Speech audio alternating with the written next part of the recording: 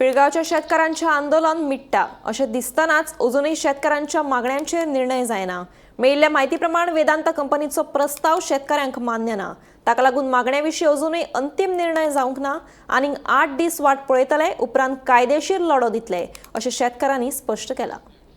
2 मागणे फुडें करून पिळगावच्या शेतकारांनी सुरू केल्लें आंदोलन म्हयनो जालो तरी अजून मिटना।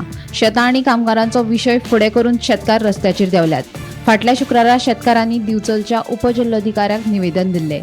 ते निवेदनाच्या फाटभुंयेर बिरेस्तारा शेतकार परत एक फावट उपजिल्लोधिकारी रोहन कासकर हाका मेळ्ळे।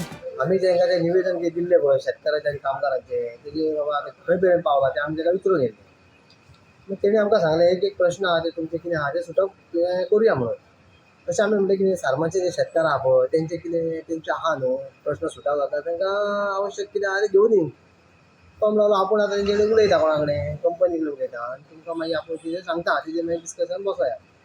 आनी हे जे माटोडा जंक्शन आहा पळय तेजेर ते शेतकारांचे ते कोणाचे निबंग तयार ना आनी वर्करांचे निबंग तयार ना। कंपनी आमी दिल्ले पळय तांकां ते मान्य ना।